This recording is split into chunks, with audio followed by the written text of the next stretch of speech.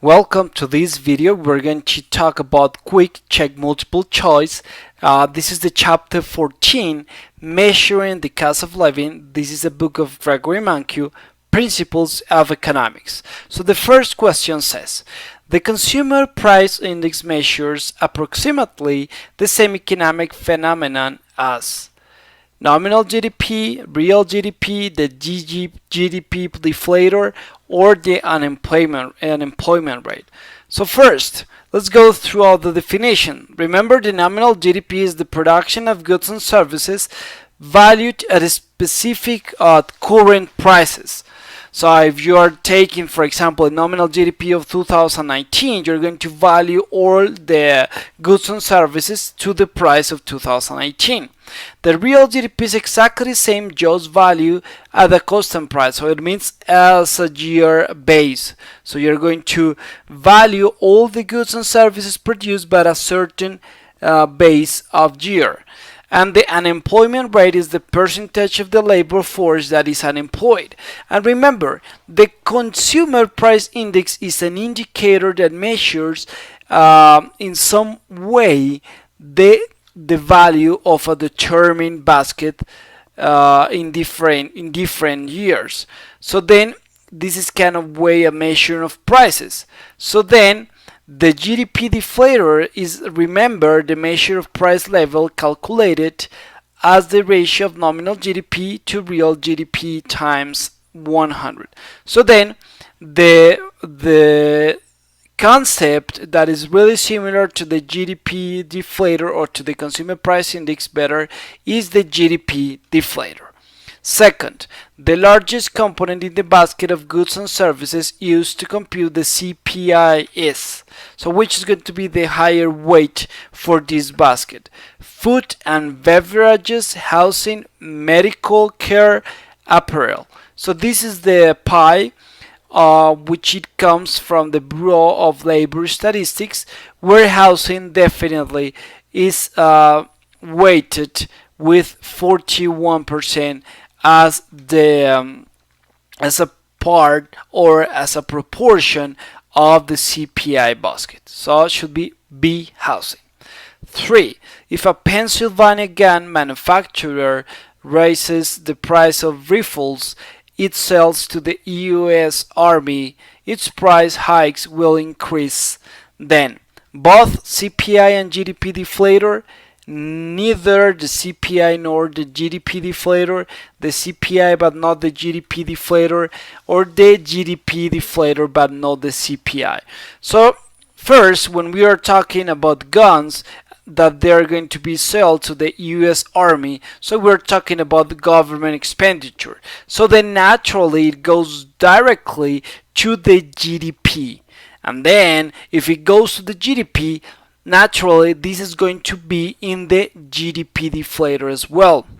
However, in the basket, hopefully we don't have this kind of article to a normal consumer. I guess that a normal American will not buy a gun.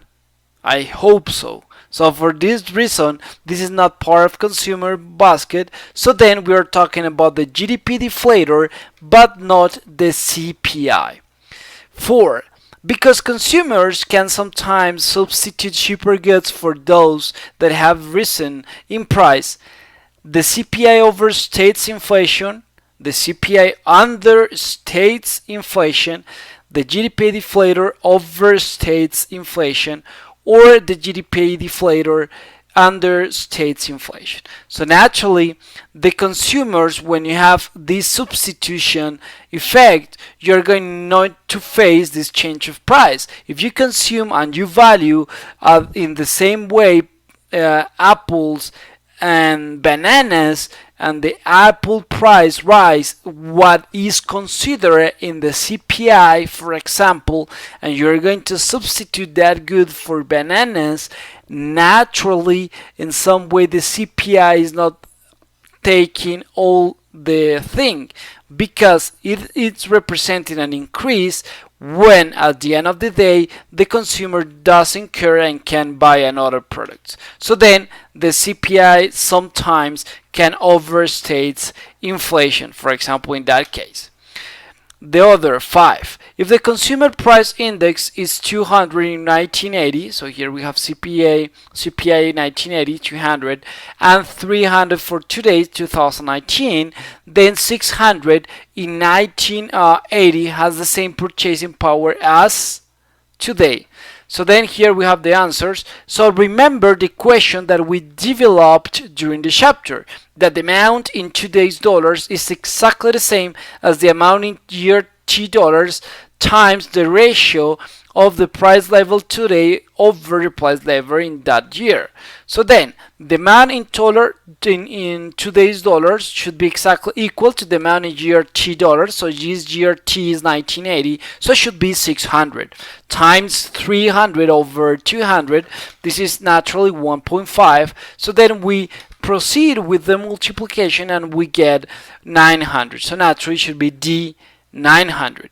Last, you deposit 2,000 in a saving account and a year later you have 2,100.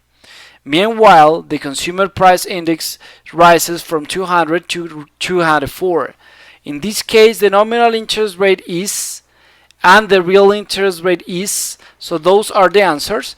So let's start to clarify or to set the question. So then we have the initial value, which is exactly 2,000. You have the final value, which is 2,100. You know that the CPI 1 is 200 and CPI 2 is 204. You know that you can get the inflation with the change of CPI, which is provided by CPI 2 minus CPI 1 over CPI 1. So you just replace the value and then you have 204 minus 200 over 200. Then you end up with 2%. So this is the value of the inflation.